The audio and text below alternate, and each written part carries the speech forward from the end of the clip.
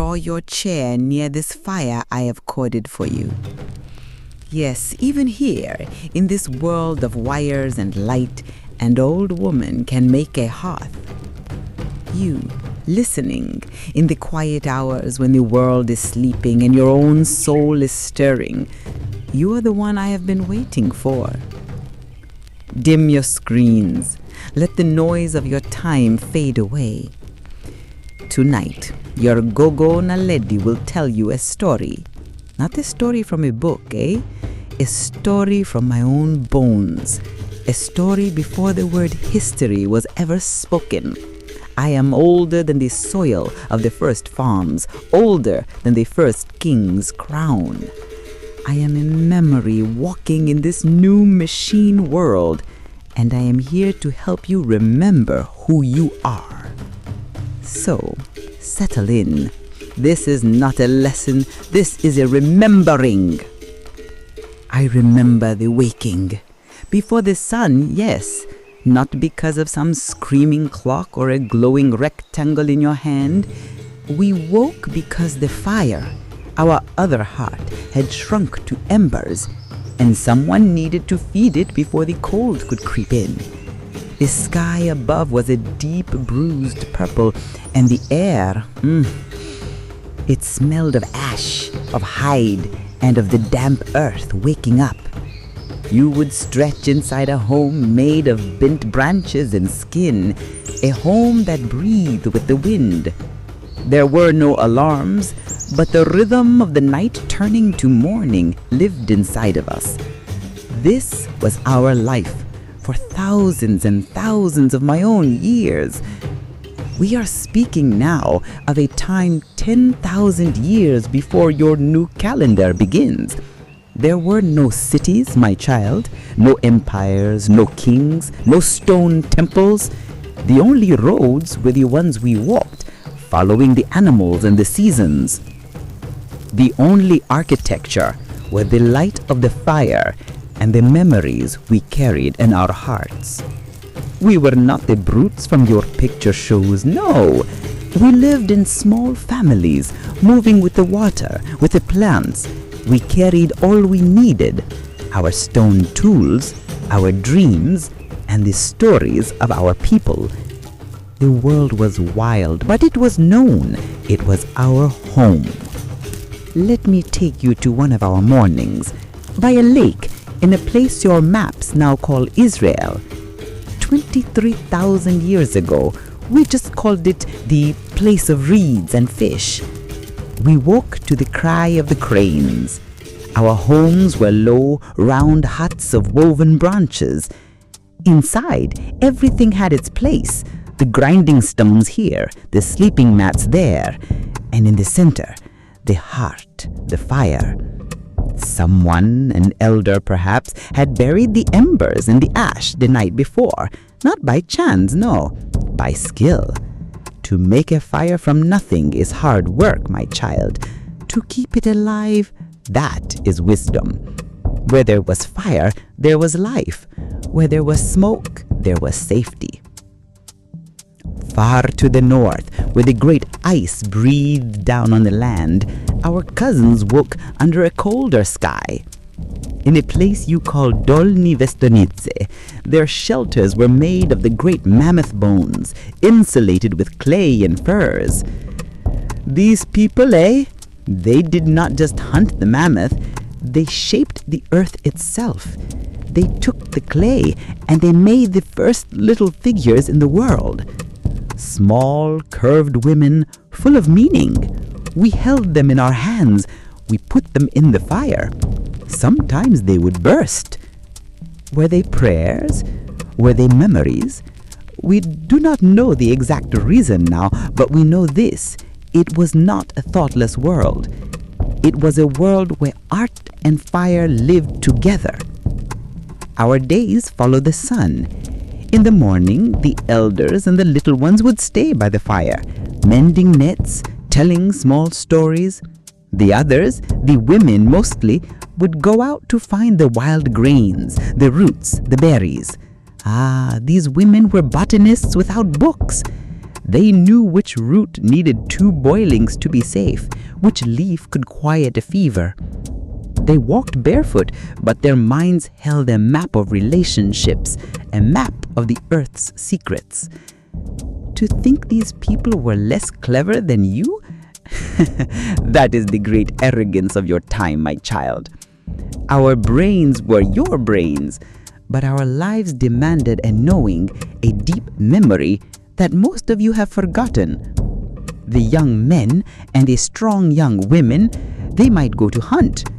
They followed the signs, a broken twig, the scent on the wind. Their weapons were simple, but they were deadly. A spear thrower, the atlatl, could send a point flying with terrible force. But a hunt was not a guarantee. Most of our food, the real food that filled our bellies day after day, came from the plants the women gathered.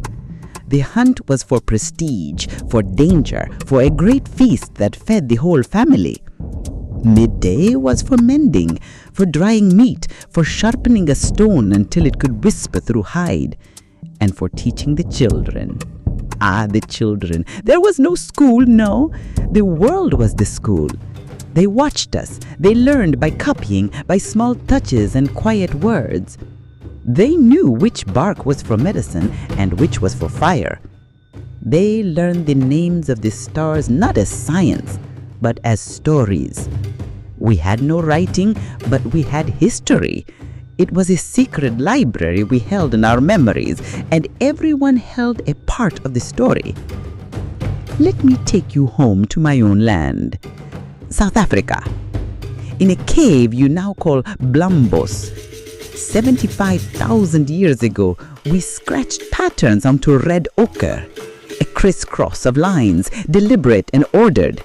We drilled holes in shells to string them together. These are not random marks, my child. They are symbols.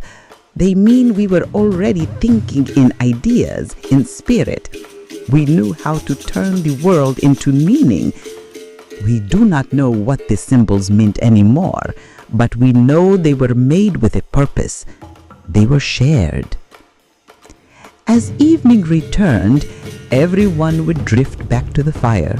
The gatherers with their baskets, the hunters with meat or a story of the one that got away, the children shaping mud into little animals. There was no dinner table, no, but there was food, shared by all.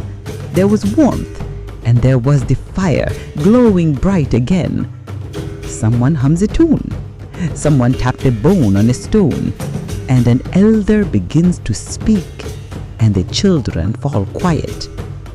This, my child, was our cathedral, the circle around the flame. At Dolny Vestonice, your people have found flutes made of bone. They played music that would sound familiar to your own ears. We made music not for money, but for presence. We danced. We told the stories of our beginnings. We remembered our dead. We may have used the plants of the earth to help us speak with the spirits, to walk in the dream world. Whatever we believed, we did it together, under the open sky. Sleep would come slowly, not from anxiety, but from a full belly and a quiet heart. We would curl together near the embers, wrapped in hides. There was no door to lock, but there was safety. Not in walls, but in closeness, in the warmth of family. If a predator came near, someone would wake. If a child cried, someone would hold them. This was not a perfect world. There was sickness, there was loss, but it was not a world of constant hunger. Your scientists now look at our bones and see that our diet was richer, more varied than that of the first farmers who came after us. We were lean, we were strong, and we lived in the land, not on top of it. This was the way of things for almost all of human time, for more than 95% of our story. We lived like this, wandering, gathering, singing, remembering. Everything was slow, not from laziness, no, from necessity. Everything had a rhythm. Time was not counted, it was felt. And And then something changed. Not all at once, but the balance began to tip. We stayed in one place a little longer. We noticed that seeds dropped near the camp would grow.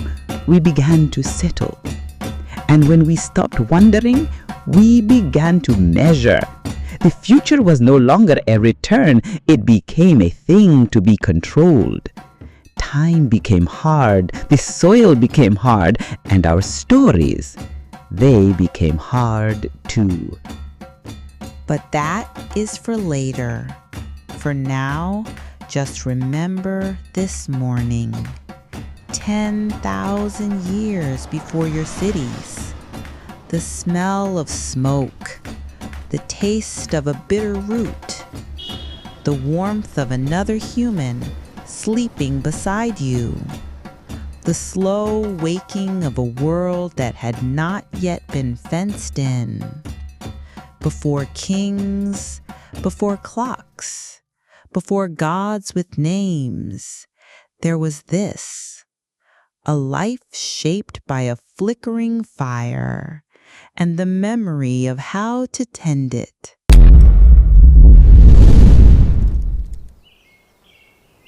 We did not have your books, your screens, but we knew the land more deeply than most of you know the rooms you live in.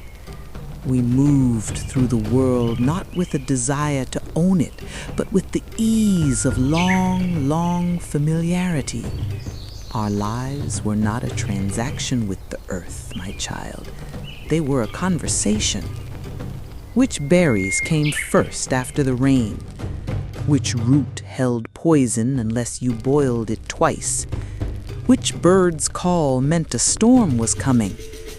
We did not learn this for a test, we lived it.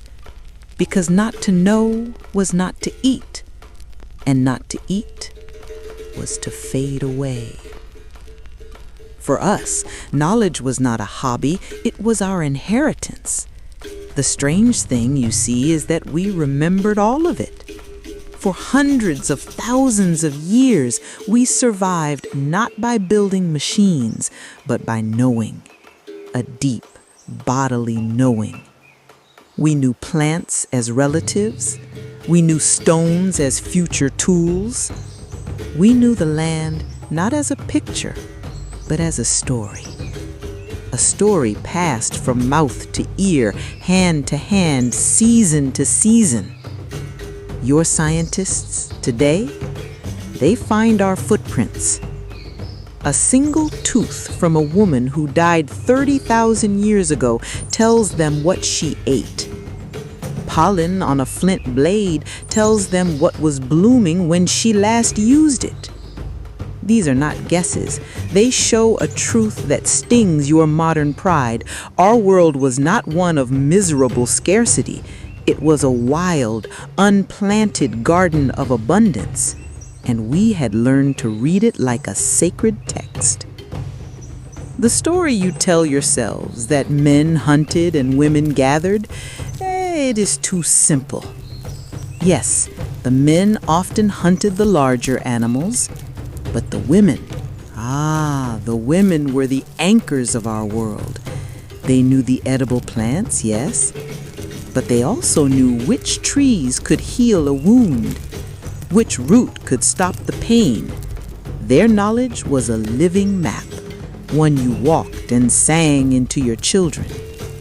Your scientists today, they find our footprints.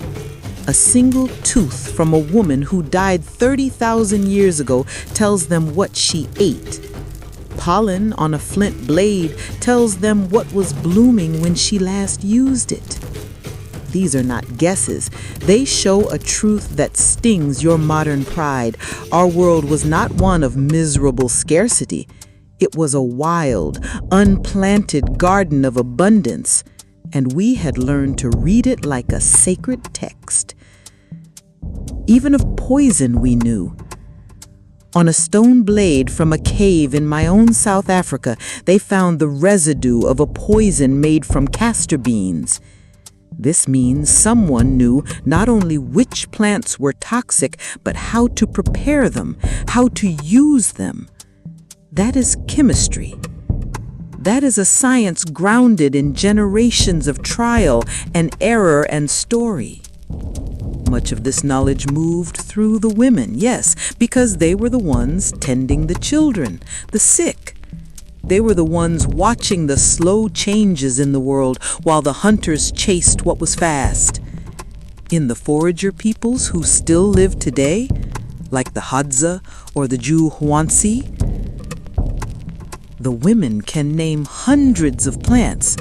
Their memory for places is a miracle. This is what we were.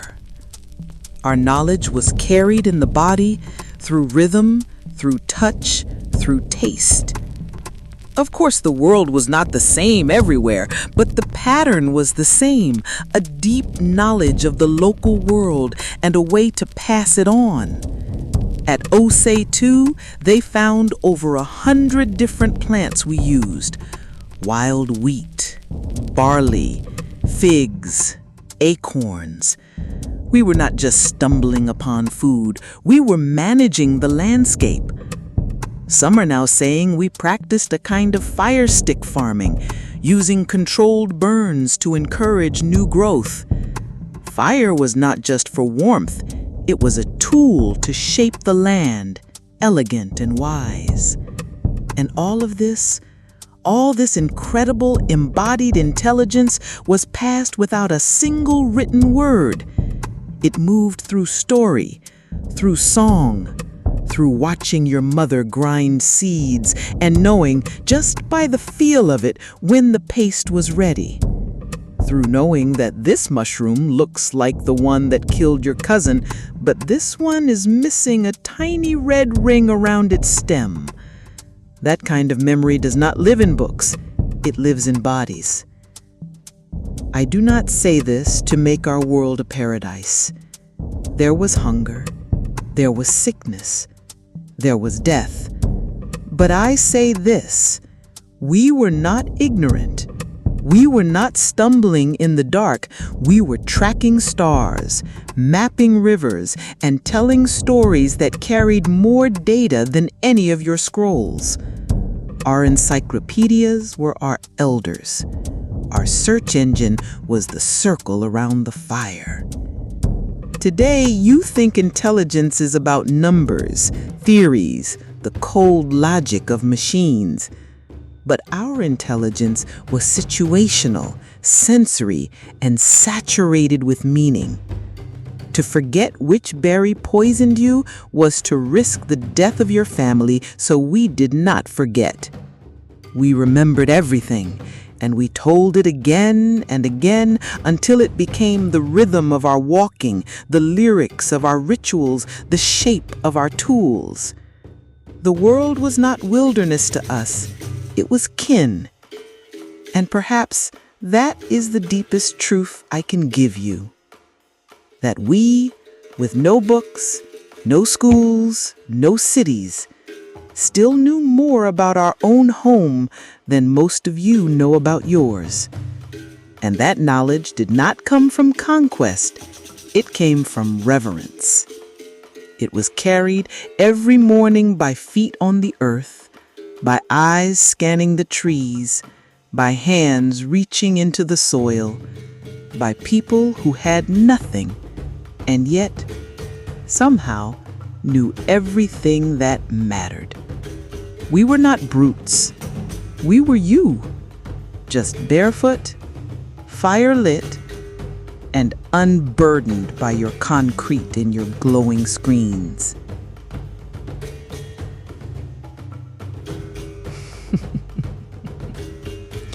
The myth of the brutish caveman. It is one of your laziest stories. A fable you tell yourselves to feel better about your buzzing anxieties and your slavery to the clock. But the bones, my child, the bones remember a different truth. The people of my youth were not aimless. We were precision tacticians, ecological stewards, and artists of survival. Let us speak of the hunt. You picture a lone man with a club. No. The real hunt was a dance of cooperation and strategy. At a place you call Box Grove, from 500,000 years ago, they found the shoulder blade of a horse with a clean hole in it, a spear thrust. This was not scavenging. This was targeted killing. It required teamwork, timing, and courage. Even further back, in a place you now call Germany, they found our wooden spears, 2 meters long, balanced like your modern javelins, hardened in the fire. We understood the flight of things. We knew the grain of the wood. This was not random violence. It was a planned ambush. A group would wait by the water. They knew the ways of the animals. They had no maps on paper, but they had memory. They had patience that would shame a mountain. They could read the wind. The great hunts were rare, but when they happened, it was a drama, a choreography. Then came the atlatl, the spear thrower. It was a lever that gave our arms the power of a giant. Then in some places, the bow and arrow, a revolution. These tools were not found by accident, my child. They were refined through failure, through teaching. Knowledge was not hoarded, it was shared. You taught your cousin how to fletch the arrow. You corrected your child's stance. Life depended on it. But here is the twist that your modern ears find hard to hear. Despite all this work, we worked less than you do now. Your own people who studied the last of the foragers find they spend maybe 20, 30 hours a week on getting food. The rest of the time? The rest was for resting, for stories, for singing, for what your world calls nothing. Our work was not endless. It was seasonal, communal. When the sun was hot, you rested. When the food was plenty, you preserved it. There were no emails to answer at midnight. And when the day was done, we had not only survived, we had made beauty. The same hands that skinned a gazelle painted a horse on a cave wall. The same eyes that tracked a deer saw the dance of shadows from the fire. This was a world where work and meaning were sisters, not enemies. Our bones show we were strong, not from lifting weights in a sterile room, no, from living, from squatting, lifting, walking, carrying. But our joints show less stress than the first farmers who spent their days grinding grain, bending over soil. They got arthritis. We got fresh air. And our brains? The space inside our skulls was as large, sometimes larger than yours. We were neurologically you. We painted in perspective. We played music on bone flutes. We buried our dead with care, with beads and red ochre. Not brutish, not simplistic, just unfamiliar. Why do you keep making us small? Perhaps because if you took our intelligence seriously, you would have to question your own. If people with no property, no kings, no clocks could live rich, meaningful lives, then what exactly are you all doing with all your things? If we were not a failure on the path to your great civilization, but a balanced, adaptive way of being, then maybe your civilization is not the only path. Maybe it was just a choice, a trade. So, the next time you picture the Paleolithic hunter, do not imagine a brute. Imagine a strategist, a patient observer, a sculptor of stone, a singer of wind. Someone who knew that survival was not about conquest, but cooperation. Someone who knew the real art was not killing, but living together with just enough. We were not simple. We were precise. And our rhythm, our patience, it echoes still, beneath all your noise, waiting. We did not divide our minds into subjects. We lived it all at once. Every adult was a botanist, a geologist, a weatherman, a doctor for their kin. Not because we chose a career, no, because it was necessary. There were no specialists. They were only whole humans. Our memory was not in a library. It was in the scar on our hand, in the taste of the soil. A person who could butcher an animal, sew a hide, remember the star patterns, and soothe a child's fever with herbs was not less intelligent than your modern specialist. They were more complete. The tools we made were not primitive. They were precise. There was a technique, the Levallois, that we used over 200,000 years ago. It meant preparing a stone core so that a single perfect flake could be struck off. This was not luck. This was engineering without blueprints. You had to imagine the tool before it existed. Later, we made microliths, tiny stone blades like teeth that we set into wood or bone to make spears, arrows, knives. This was modular technology, tools made to be repaired, to be adapted. This was not savagery, this was design. In the heart of Africa, at Katanda, they found bone harpoons from 90,000 years ago, barbed, carved with care, perfect for catching the great catfish. This was specialization based on deep knowledge of the river and its creatures. At a place you call Sunghir in Russia, from 34,000 years ago, 2 children were buried with more than 10,000 ivory beads sewn onto their clothes. To carve so many tiny beads, this took thousands of hours. These were not people just trying to survive. They worked for beauty, for meaning, for legacy.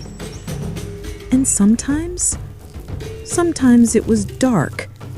At Gough's Cave in England, they found human bones with marks of butchery, yes, but also of engraving, skulls shaped into cups.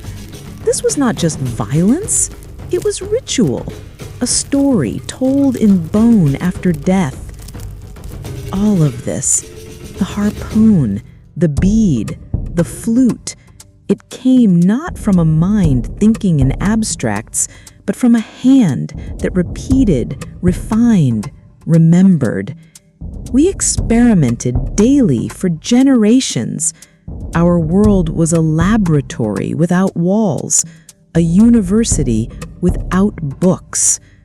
We made music. In a cave in Germany, they found flutes of vulture bone and mammoth ivory from 40,000 years ago. The holes were spaced to play scales you would know today. The person who made that flute understood not just shape, but sound. And the person who listened understood not just notes, but feeling. We knew the sky. We marked the moon on bones. At Lausel, a woman carved in stone holds a horn with 13 notches, the 13 moons of a year. Our clocks were the bodies of animals, the shape of the moon, the smell of rain. And we were teachers. Knowledge was for the group. Children learned by doing, by watching, by being given a small piece of flint and the time to fail without shame. The elderly were not useless. They were our libraries. They carried the song lines, the plant cycles, the stories that told you how to live.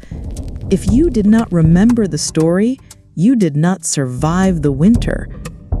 What this means, my child, is that our knowledge was not shallow, it was deep in a different way. It connected the stars to the seasons, the plants to our illnesses, the tools to our stories. It wove a world where you did not need to own anything because everything you needed was stored in your body, your community, and your memory. It was intelligence rooted in touch.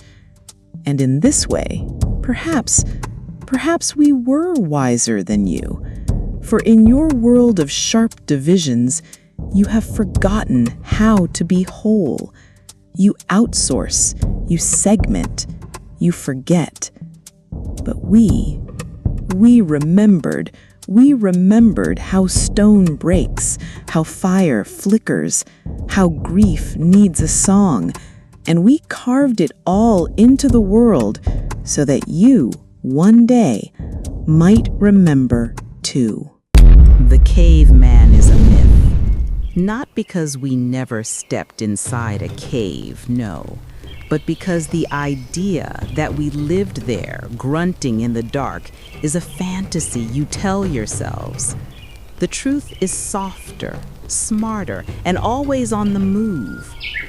Caves were a convenience, my child, an emergency shelter, a sacred place. But our home, our true home, was built with our hands, our memories, and whatever the land offered us. Imagine a life without permanence. No address, no fence. Home was not a building, it was a pattern. A shelter shaped by need, then left behind like a bird's nest when life moved on.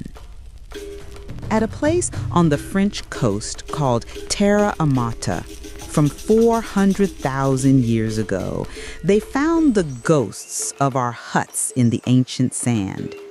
Ovals of posts driven into the ground, a fire in the center. It was simple, yes, but it was architecture. In Ukraine, 15,000 years ago, we built houses from the bones of mammoths. Circular walls of tusks and skulls covered in hides. The people who built these were not just stacking bones. They were engineers, using the strongest materials in a land without trees. The openings face away from the wind. The inside had spaces for sleeping, for tool making, for food. Then, when the season turned, we moved on. These were winter cabins, not fortresses. Our homes were soft on the land. When we left, the shelter would return to the earth. It left little trace, not because it was primitive, but because it was efficient. Housing was an event, not an object. The great painted caves, Lascaux, Chavot, those were different. Those were our cathedrals. You did not live deep in the belly of the earth where you had to crawl through darkness with a small, fat-burning lamp. No, you went there to meet the spirits, to see the great animal gods. The cave was a temple, not a home. What we needed was flexibility. In forests, we bent saplings into domes. In wetlands, we built on platforms. Shelter was about function, not ownership. You did not decorate it to show your wealth. You insulated it so you would not die. We know this from the ghosts of the homes, but also from what was left around them. The hearths, the places we threw our scraps, the scatters of stone flakes. These were places of life, of childhood, of sickness, of birth and death. You told stories there.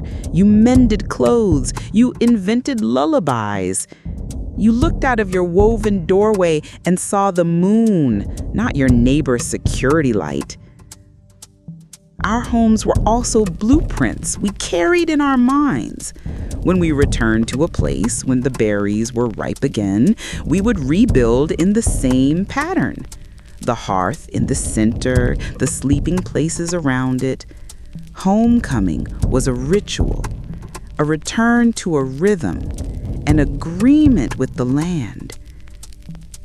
Compare this to your housing today, which treats permanence as a virtue. You measure stability by how long something stays put. But our stability was not in structures. It was in systems, in knowing how to build again rather than making something that lasts forever. We were not homeless. We were systematically housed. But the myth of the cave dweller continues, perhaps because it makes you feel so brilliant in your suburbs. But what if our homes were more in tune with the wind and sun than your air-conditioned boxes? What if mobility was not a lack, but a freedom? So the next time you hear the term caveman, picture someone bending saplings into a dome. Picture a woman lashing sinew around a mammoth rib. Picture hands not fumbling in ignorance, but shaping space with knowledge, with memory, with grace. We slept before walls, my child, and we slept well. There were no clocks to mark their days, no schools to shut them in, and yet somehow the children learned. Our species thrived. Before the word childhood was invented as something separate from life, a child was a shadow, a small, watching, curious echo, learning through rhythm and imitation. Parenting was not a project for two people. It was a communal act. A child belonged to everyone. The aunties, the uncles, the grandmothers, the friends. Everyone was watching.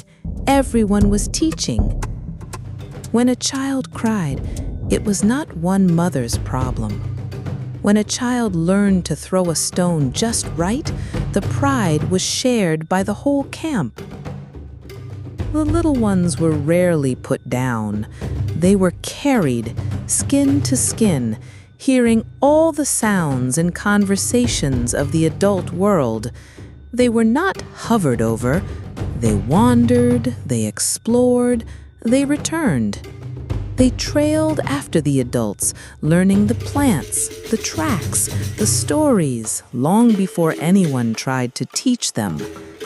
Around the fire at night, the stories were their school, full of humor and warnings and wisdom.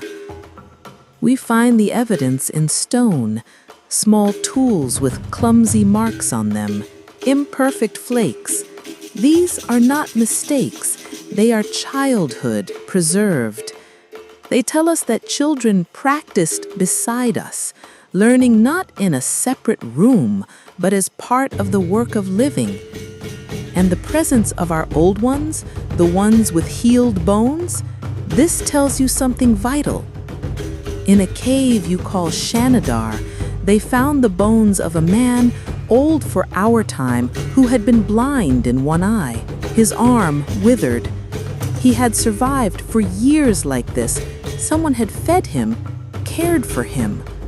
We did not abandon the weak. We adapted. The instinct to care was not just for babies. It reached forward to the elders and backward to the infants. We did not ask how old a person was. We asked what they knew, what they could do, how many winters they had seen. The elders were not a burden. They were our encyclopedias.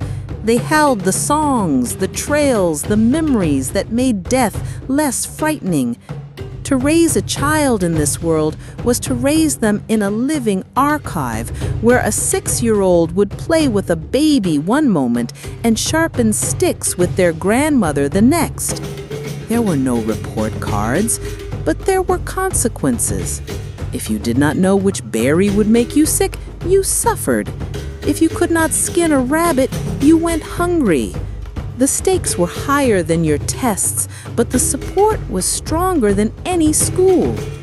Your own studies of the last foragers show that their children learn the world around them faster and deeper than your own.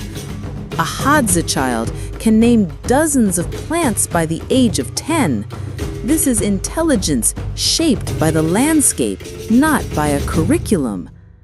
And it was not just practical, it was moral. The stories taught of greed and kindness, of balance. The child listening was learning how to be human. Even play had a purpose.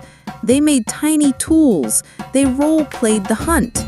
These games were rehearsal for life. And they happened in the same space as our work. There was no daycare. There was shared space, shared air, shared story. The children were not protected from death. They saw it. They mourned it. They remembered it. We find their small footprints at our burial sites. And when a child died, their graves show such care. Beads, ochre, carved figures. A girl buried in Russia 34,000 years ago was laid to rest with thousands of ivory beads. She may have died young, but she mattered. So you see, our parenting was not primitive. It was profoundly human. It was responsive, communal, and rich with feeling. It did not rely on books or apps. It relied on closeness, attention, and collective wisdom. And it worked. It raised generations who survived ice ages. It raised humans who painted masterpieces on cave walls and carved flutes from bone. It raised children who became ancestors and ancestors who became guides. You may not be able to return to this world, but you can remember what we knew, that children learn best from immersion, not just instruction, that care, real interdependent care, is the bedrock of any people. So the next time you hear of a primitive childhood, remember, it was not a childhood without learning. It was a childhood without walls. A life raised not by clocks, but by kin. When the sun sank and the sky turned to a cloth of memory, what came was not silence. It was a different kind of life, slower, closer. There were no lamps, no screens, but there was a fire. And where there was a fire, there was story and song and the quiet rituals of remembering. Night was not an interruption, my child. It was the soul of the day, and the hearth was its beating heart. The fire was our anchor. It was the center of our minds, our families, our universe. At Blombos, in my homeland, we ground red ochre by the firelight, perhaps to paint our bodies, to mark sacred things. The night was not just dark, it was painted. Around the fire, we told stories, not the tidy tales you know, but layered, living tapestries of myth and warning and wonder. The firelight made the shadows dance like the spirits of the animals, like our ancestors. In those shadows, a child learned and an elder remembered. The fire was our first archive. But stories were not the only sound. Music drifted on the smoke. The flutes from Germany could sing a full range of notes. This was not an accident. It was design. It was joy. We had drums too, and we danced, not for entertainment, No, for ritual, for healing, to release the tensions of the day. The San people of the Kalahari still do this, dancing around the fire to enter a trance, to heal the sick. We swayed under those same stars, the firelight flickering on our faces. Our language deepened around the hearth. In the dark, a whisper meant more, a gesture, a shared glance. We mimicked the calls of animals. We shaped sound into symbol. The desire to tell a story, to link one thing to another, may be older than grammar itself. The fire was its cradle. And we repaired ourselves there. Not just our tools, though we did that too. We repaired our spirits. The fire heard our grief. It held our anger. It absorbed the unspoken tensions of the day. The silent stares across the coals, the shared sighs. This is a communication that only happens when words are not enough, but presence is. We see the proof in the art left by the fire, the figurines, the ochre stains. Art and fire go together, not just because of the light, but because of what light means. Illumination, warmth, a center. The hearth was our psychiatrist. Night brought fears, yes, but in the circle of firelight, those fears were shared. Laughter could diffuse them. Story could transform terror into a tale. The fire did not banish the darkness. It gave it context. It let you name the thing you feared. This was nightlife without the noise. It was intimate, embodied. The stars were not hidden by your city glow. The smoke rose straight to the river of stars in the sky, and we felt ourselves a part of it all. The fire was a sun we had brought down to earth. The hearth was rebuilt in the same place year after year, a scorched circle on the earth, a memory marker. It told us when we returned, here. Here is where we became human again.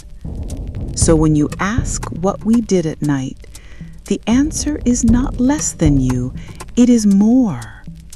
We remembered each other. We watched the flames in each other's eyes. We turned fear into music and silence into connection. The fire was not just the center of the camp, it was the center of the world and everything that was human. Story, music, love, grief circled it endlessly. In the beginning, time did not tick. It circled, it pulsed, it sang. It was in the waxing of the moon, the coming of the rains, the ripening of the berries. The world was a breathing circle, and at its warm center was the fire. Before your clocks and calendars, we marked time with lived experience, and the fire was our most faithful clock. Its rhythm matched our own bodies, flickering, digesting, resting, reigniting. But the fire was more than a clock. It was a mirror. It showed us birth, growth, death, and renewal. To us, this was not just physics, my child. It was meaning. It explained the cycle of our own lives. This is why our oldest art is found near the fire. The light was physical, yes, but it was also symbolic. It allowed our minds to see in the dark. In the circle around the fire, we found more than safety. We found belonging.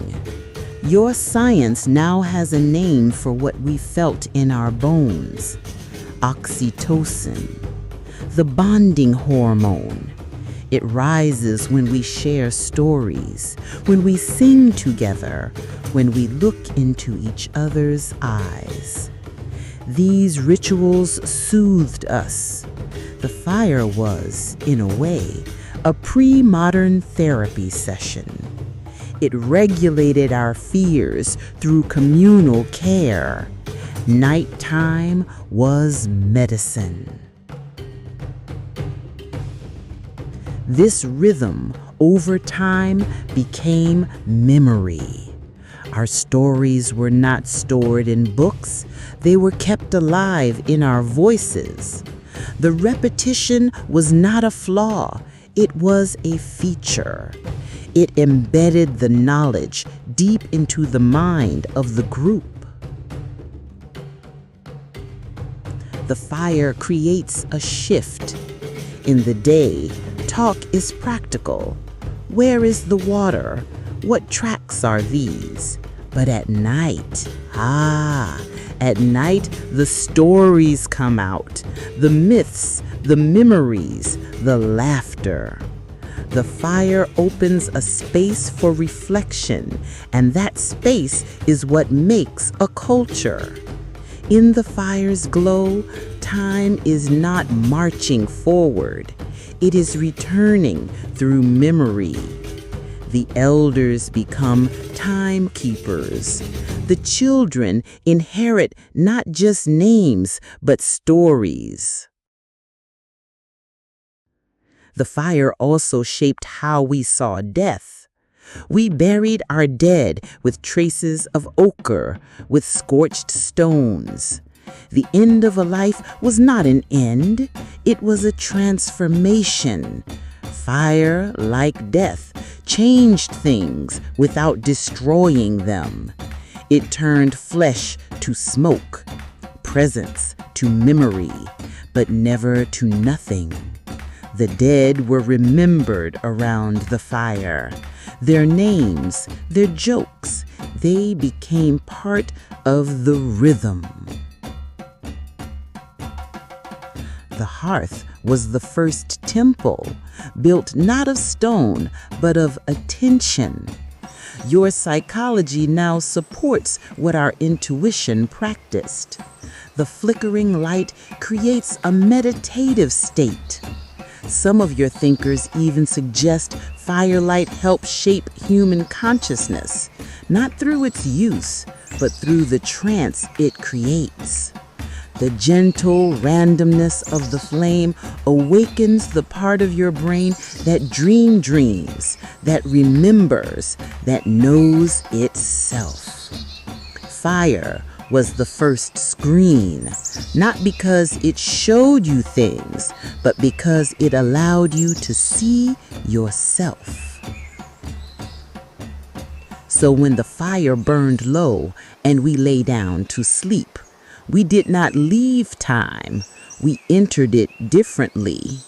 Dreams came, fears softened. The warmth of the coals, the breathing of our kin reminded us that the world was not a straight line. It was a return, a circle, a season, a song. So much of what you call civilization grew from that soft orange glow. Before temples, there were hearths.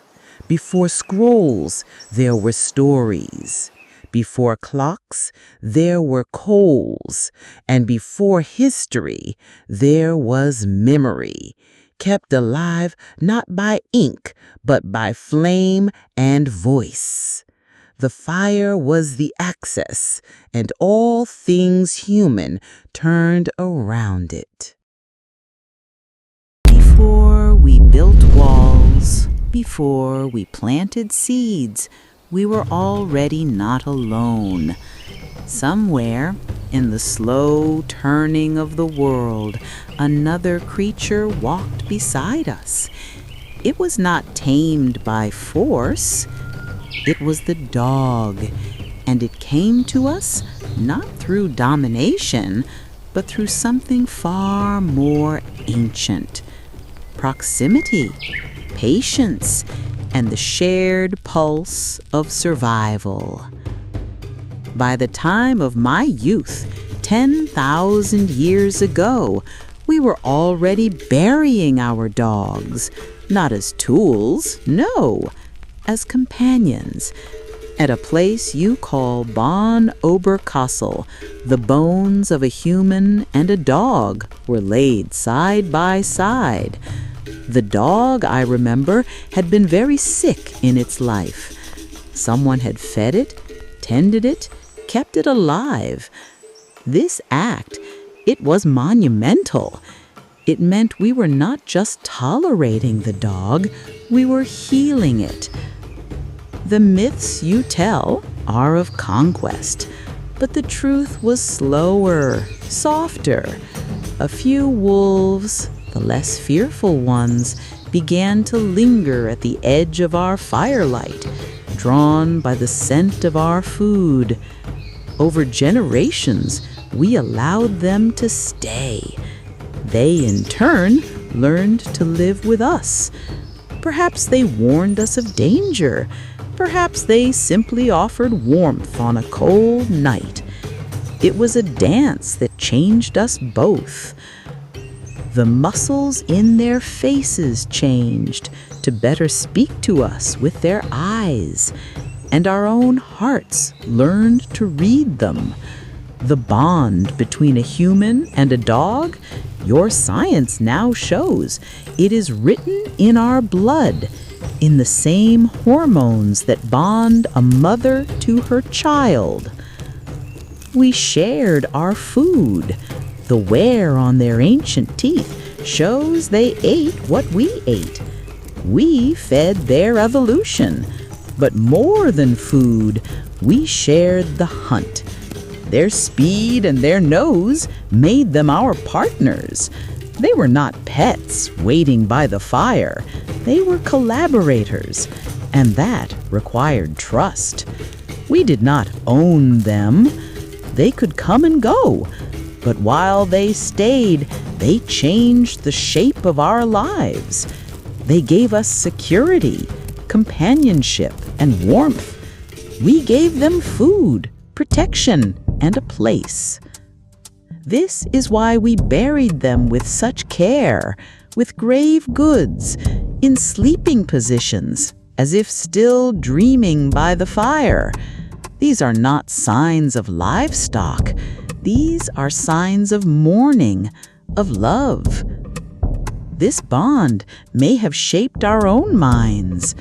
A child growing up with such a creature learns a subtlety, an empathy that is a deep teaching.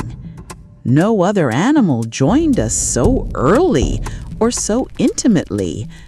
The livestock came later, after the farms. The cats came to hunt the mice that ate our grain. The dog alone stepped into our circle of firelight before we settled down. And once inside, they never truly left. So the phrase, man's best friend, it is too flat. It was a friendship of choice, not command.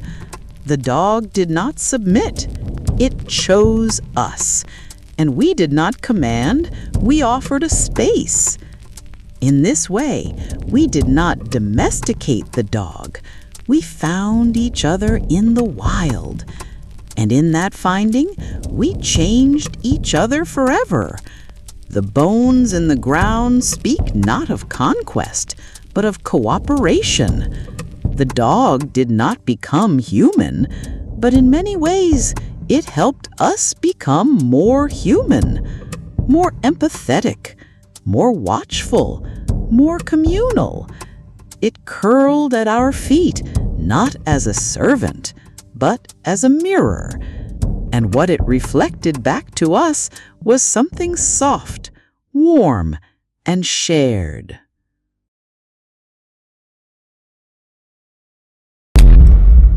Before we carved the first god with a human face, we painted animals. In red ochre, in charcoal, on the deep, silent bellies of the limestone caves, we left behind not our own image, but the images of the great beasts. Bulls with shoulders like mountains, deer with a grace that broke your heart, horses that blurred with speed. These were not just pictures, my child. They were declarations. Something in the animal had power, and in painting it, in remembering it, we gave shape to a soul we did not yet have a name for. In the great caves of Chauvet and Lascaux, and across the world in Sulawesi, we find these animal gods. Not explained, just luminous.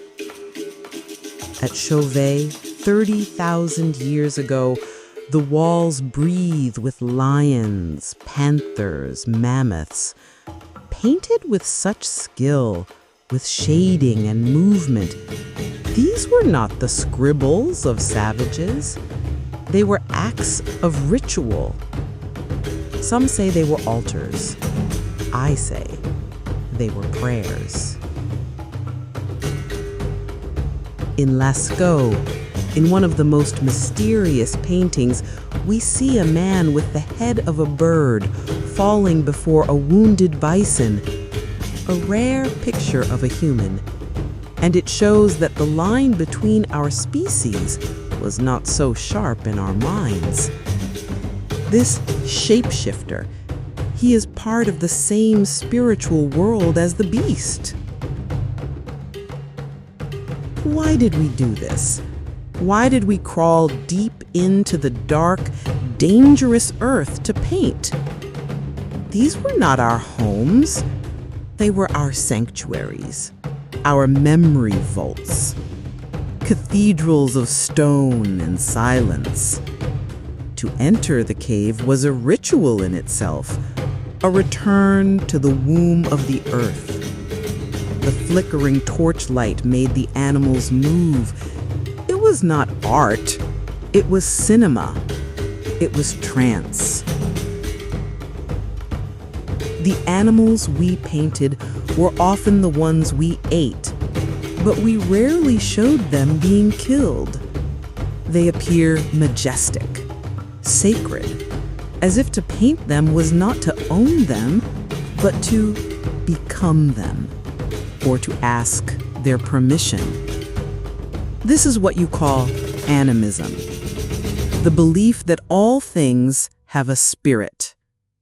In that world, the line between animal and human, body and spirit, was a soft, blurry thing. The figures that are part human, part animal, they show this. The sorcerer of Trois Frères, with his antlers and wolf's tail, is he a shaman in a trance? Is he a god who wears many forms? Either way, he shows a mind that knew how to transform.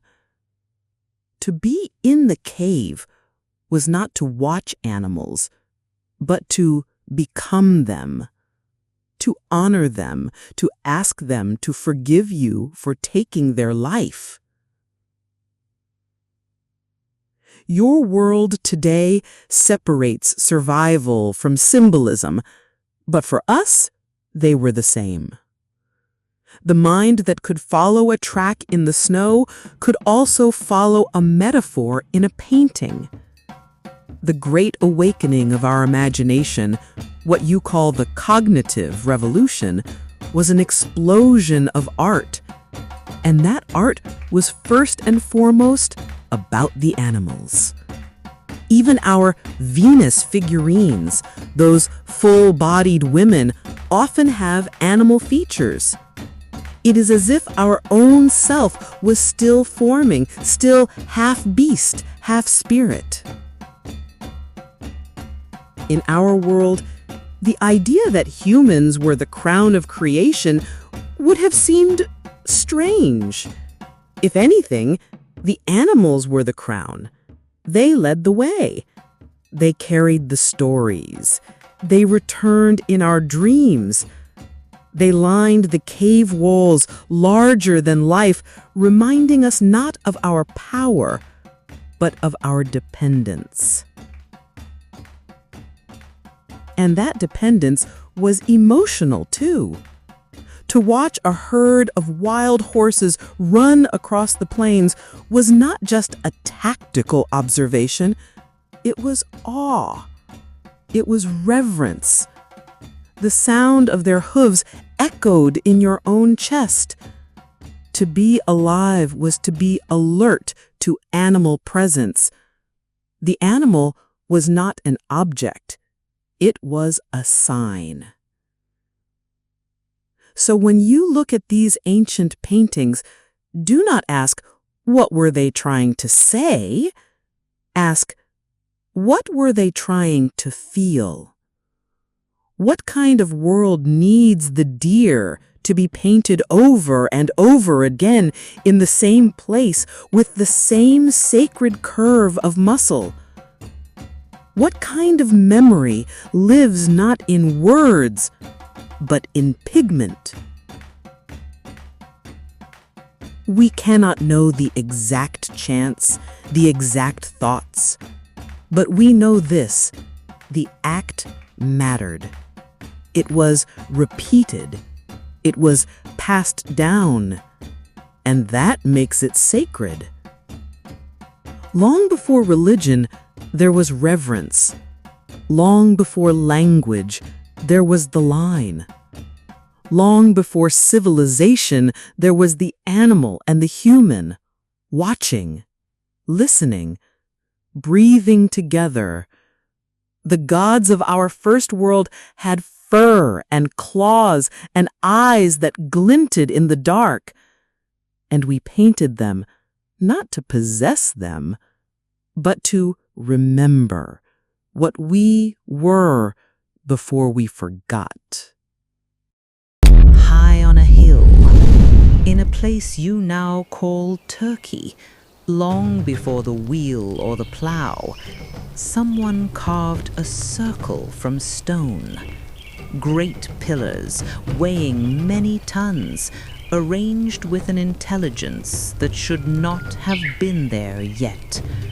Not in a world without cities, without writing, without even pottery. This place is Göbekli Tepe, and it should not exist. And yet it does, buried by its own makers, as if the earth itself had decided to keep the memory secret until you were ready. When your people found it, it shattered every story you told yourselves about progress. It is thousands of years older than Stonehenge, older than the pyramids. But it was not built by farmers or kings. It was built by us, by nomads, by hunter-gatherers, people who, according to your books, should have been too busy chasing gazelle to raise a monument. But there, we carved stone pillars 16 feet high. We decorated them with foxes, snakes, vultures, and headless men. And we arranged them in circles, whose meaning we are only now beginning to guess at. There are no homes there, no cooking fires. This was not a village. It was a temple without a city, a sanctuary for people on the move. We had no wheels, no beasts to pull our loads, no metal tools, but we moved and shaped tons of stone. We planned these circles with a precision that suggests we knew the stars, the seasons, the sacred geometry of the world. This was a place for ritual, for feasting, for meeting the gods. The great T-shaped pillars, they have arms carved on their sides. They are not just stones. They are presences, gods or ancestors standing in silent witness. Why would a mobile people invest so much effort? That is the question that haunts your archaeologists. One answer is that the building itself was the ritual, the gathering, the carving, the shared labor. They have found the bones of many, many animals there, from great feasts. This was not about daily food. This was a ceremonial gathering. This place flips your story upside down. You believed that farming led to cities, and cities led to temples. Göbekli Tepe suggests the opposite. Perhaps it was the need to gather, to worship, that encouraged us to stay in one place. Perhaps the temple came first. Perhaps settlement grew from the sacred, not the other way around. And yet, it was not eternal. After centuries, perhaps 1,000 years, the enclosures were deliberately buried, filled in with rubble, broken tools, and animal bones. It was not an act of destruction. It was an act of preservation, as if closing a sacred book. Why? We do not know. Was it reverence? Was it forgetting? Was it a ritual to end a cycle? The burial itself is the greatest mystery, but it preserved the site like a fossil of meaning waiting for you. Göbekli Tepe forces you to rethink what we were capable of, not just with our hands, but with our minds. We were not just survivalists. We were artists, engineers, symbol makers. We were humans who looked at a stone and saw a story. It means the desire for meaning is older than the desire for mastery. Long before we built walls, we built circles. Long before we stored grain, we stored stories in stone. And long before we named our gods, we walked among them, their forms etched forever into the bedrock of our memory. They buried it, layer by layer, stone by stone, as if trying to seal something away, or to protect something from being forgotten. The oldest temple on earth was not destroyed by time. It was buried on purpose, and no one knows why. The burial was methodical. It was not done in haste. It was layered, intentional. They were not just burying a building, my child. They were burying a world, a way of seeing that was circular, mobile, and alive with spirits. Perhaps they buried the temple to bury the time before walls. Your archaeologists debate, was it to retire a sacred space that had served its purpose, or was it something darker, The climate was changing. The old world was vanishing. Was this an act of grief? A ritual to process the trauma of losing a way of life that had lasted for millennia? To bury something is to acknowledge its death, but it is also to preserve it. Or perhaps it was to reset the spiritual landscape. In some old traditions, when a sacred place has absorbed too much memory, too much magic, it is considered full. You close it, and you begin again, elsewhere. In this way, Göbekli Tepe was buried like a dream you cannot face, or a myth that is too powerful to be left loose in the world. The people who buried it were not the same as the people who built it. Generations had passed. The art had changed. And then they filled it in, and they walked away. And no one ever came back to live there again. It was final. This is what makes the place so haunting. It is a monument to something lost.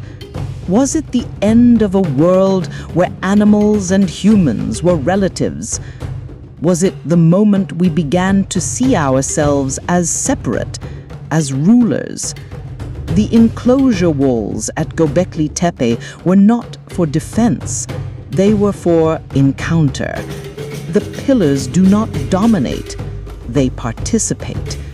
This was not architecture of ownership. It was architecture of relationship. And to bury that is to bury a way of life. The burial of Göbekli Tepe may be the most human act of all. We build and then we bury. We bury what we love, what we fear, what we wish to preserve, what we cannot carry forward.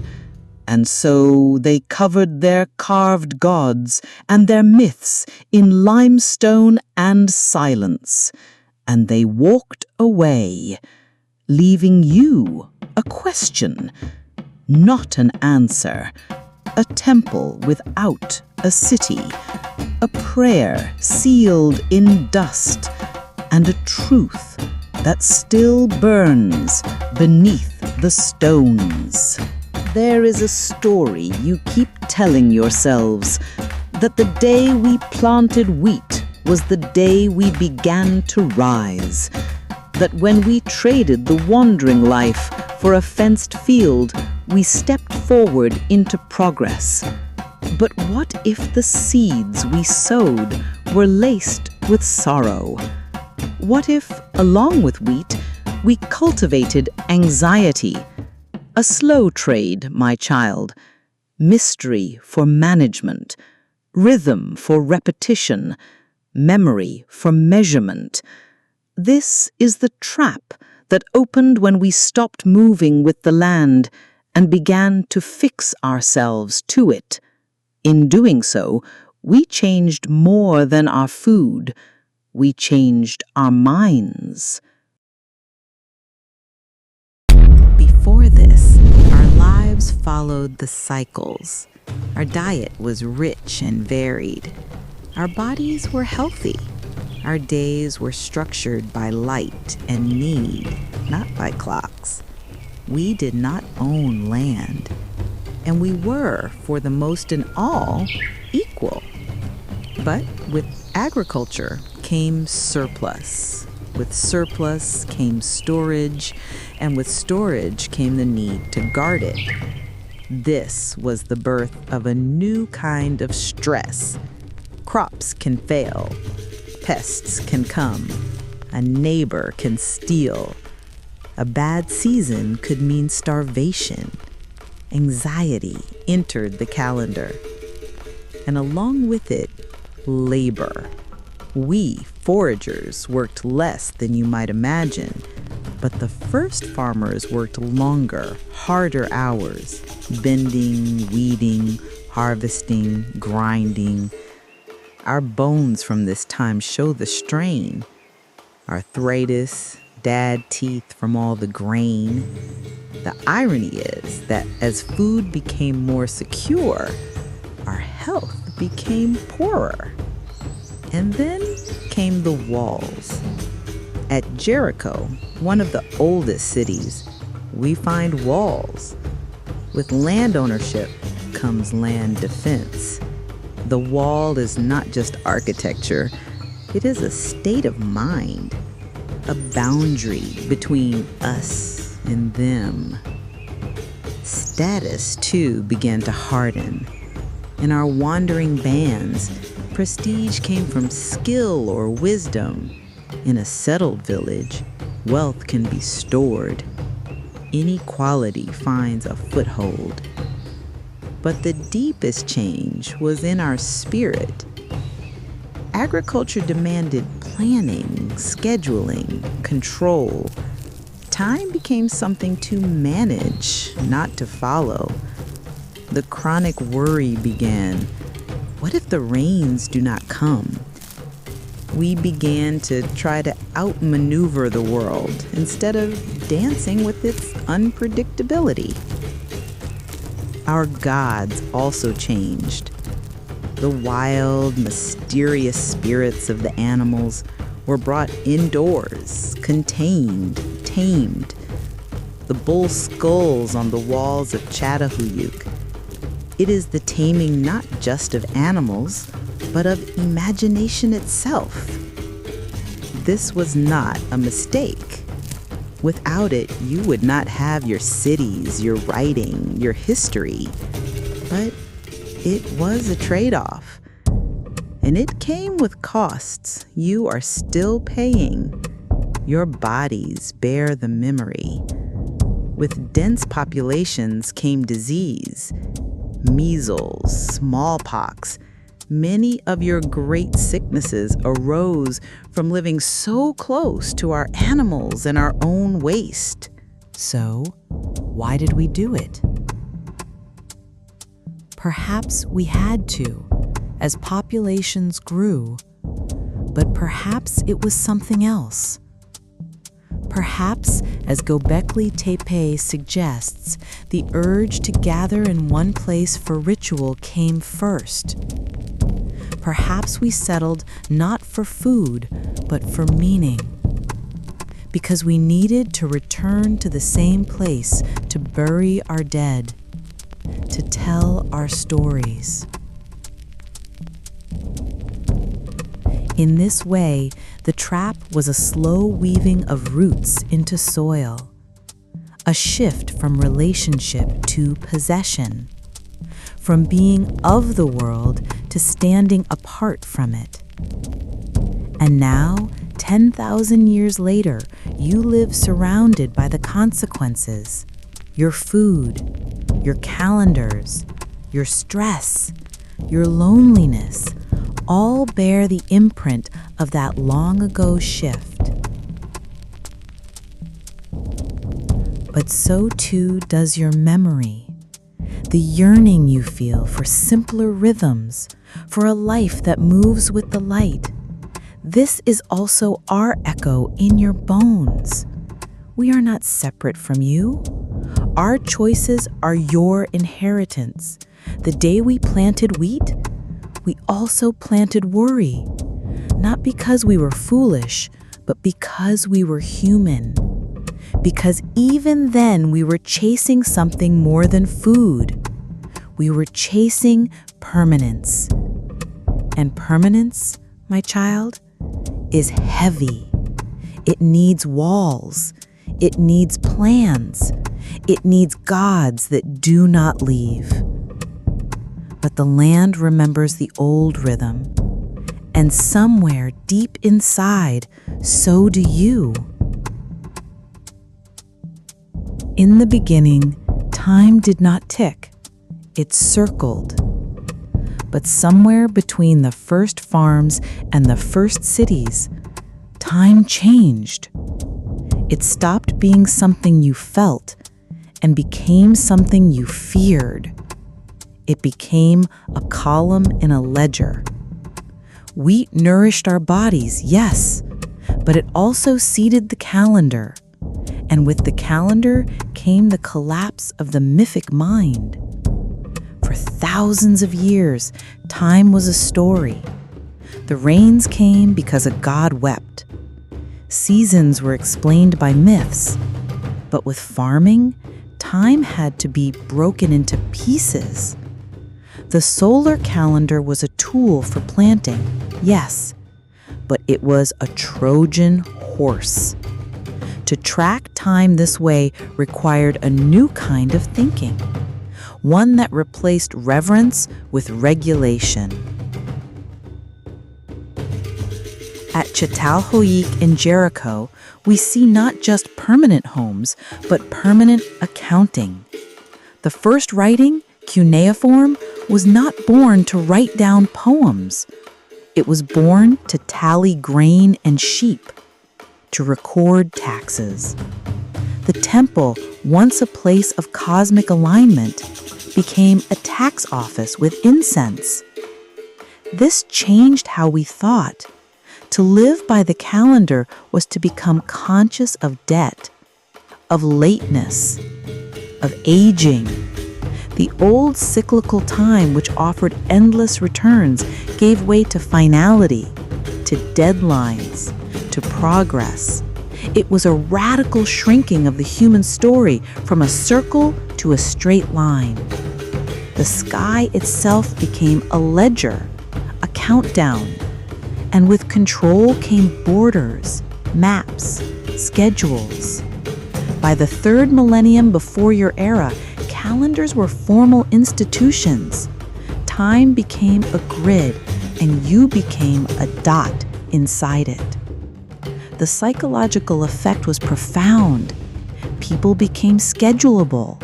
Labor became hourly. Myth was no longer a way of being.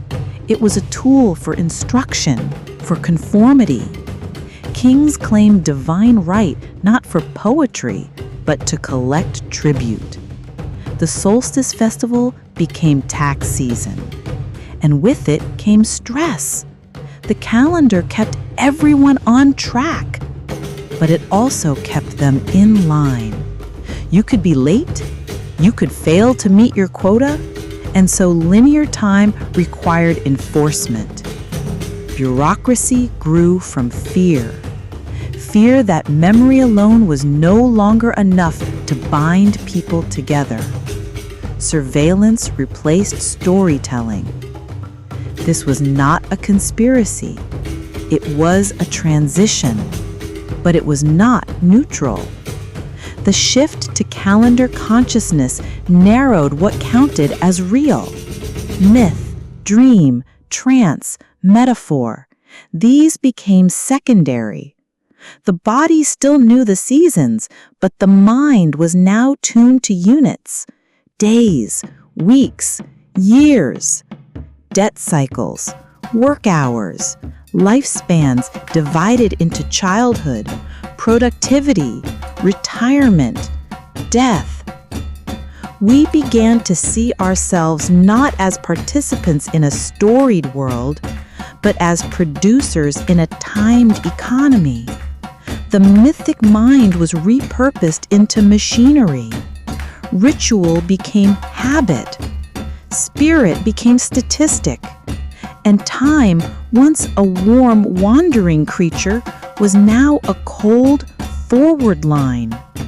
The old stories did not die. They were overwritten, buried like Göbekli Tepe. And in their place rose a new architecture of control, of clarity, of countdown. We could measure everything except the meaning we lost.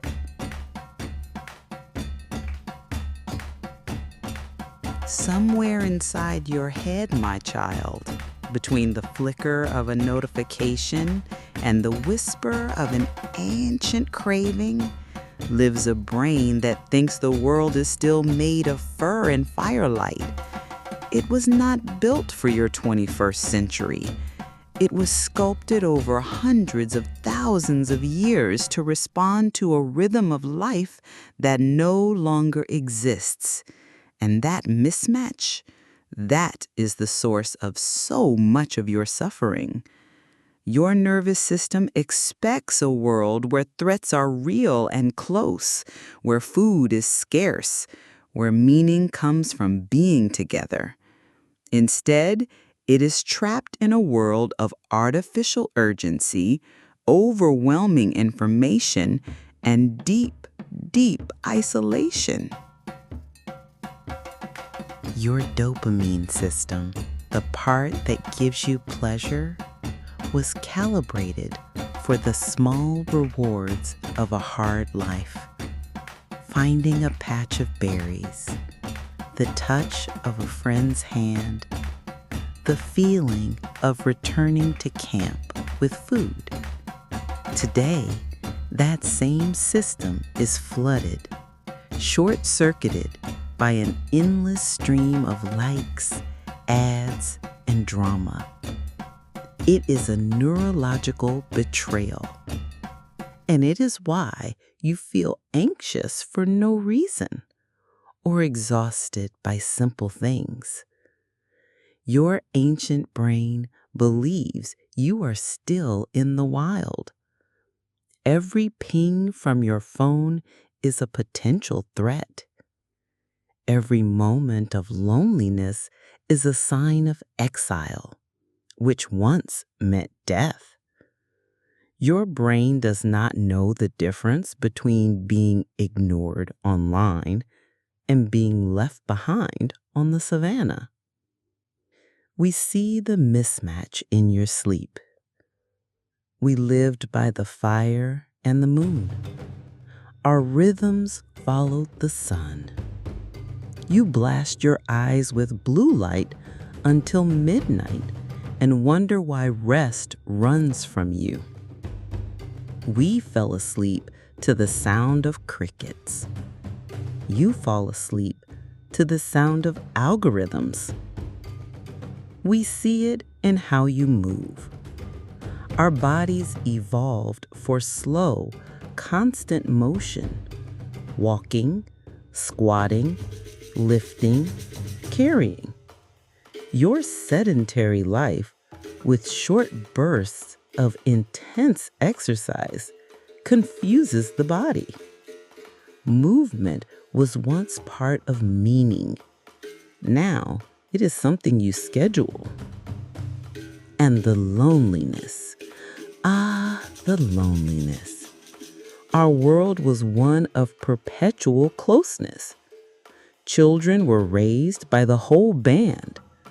Elders sat by the fire, not in a separate facility. Touch was constant. Voices were familiar. Today you live in isolated boxes, feeding your hunger for connection through flickering screens. But the hormone of trust, of bonding, cannot be triggered by pixels. It needs presence. It needs breath. It needs another human body in the room. And yet, your brain remembers. It longs for ritual, for rhythm, for community. This is not nostalgia, my child. It is biology. The ache you feel when you stare at a screen too long, the anxiety that comes from nowhere. This is not a weakness. It is a signal from a Paleolithic core, faithfully trying to keep you alive in a world that has forgotten how to listen. This does not mean you must return to the caves, but it means you must stop pretending your pain is a personal failure. It is not. It is the cry of a system living out of context. So what can be done? Begin by noticing. Honor the design of your own body. It is not broken. It is misinterpreted. Seek out rhythm. Seek nature. Seek presence. Eat slowly. Sit in circles. Look people in the eye. Let firelight dance on your face. Touch the earth. Tell your stories out loud. Because your brain is not a machine. It is an animal, an ancient one. And somewhere in its fur-covered memory, it still remembers what it means to be human. And so do you. In a world lit by cold screens, something ancient still stirs in you. When the power goes out and you light a single candle, the room hushes, the shadows breathe, and you feel safer, closer, more real. This is not nostalgia, my child. This is your body's memory.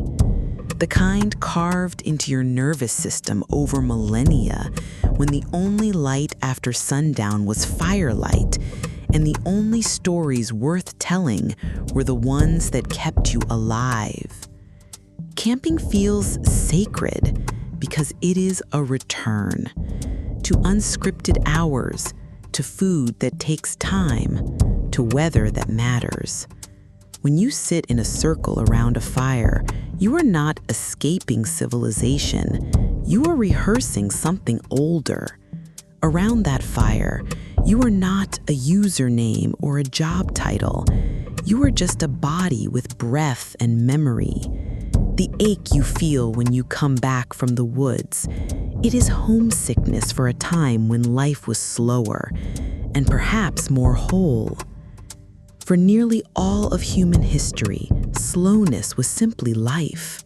The world moved at the speed of digestion in dusk. Attention was full because distraction could kill you. Our brains are still wired for this, for proximity, not distance, for presence, not performance, for meaning that unfolds, not content that refreshes. We did not evolve to be happy. We evolved to belong. Belonging meant survival. A lone human was a dead human. A band, a circle, a shared rhythm, that was strength. Today, you call your symptoms anxiety, disconnection, burnout, as if they are your own private failures. But they are mismatches. They are the red flag of a Paleolithic nervous system trying to process a post-industrial flood. When you light a candle and speak quietly, you have felt it. The room becomes more real. This is nervous system alchemy. The crackle, the warmth, the pulsing orange glow. These are ancient signals of safety, of community, of story time. Boredom, which you now find intolerable, was once a gift. It is an invitation, a space where memory stirs, where original thought can crawl up from the silence. In the Paleolithic night, after the stories, there was nothing left but the stars and the wind. This was not wasted time. This was ancestral meditation.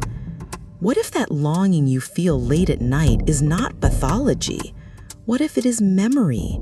What if your body is remembering a circle of people, a flame in the dark, and the sound of breathing? Maybe your insomnia is not a failure of sleep. Maybe it is the memory of a world without clocks, trying to find its way back. The invitation now is not to go back. It is to remember the shape of meaning, to light fires again, real or metaphorical, to slow down, not as a protest, but as reverence, to reclaim silence, not as an empty space, but as a full one, to tell stories not for information, but for transformation. The memory still lives in you, not as data, but as rhythm, as warmth, as the gravity of a circle. You will not find this memory in your books, but you might find it when the lights go out and the room hushes and the first flame begins to flicker. And when that happens, do not reach for your phone, reach for your breath and listen, because the fire is speaking again, and it has been waiting for you for a very, very long time.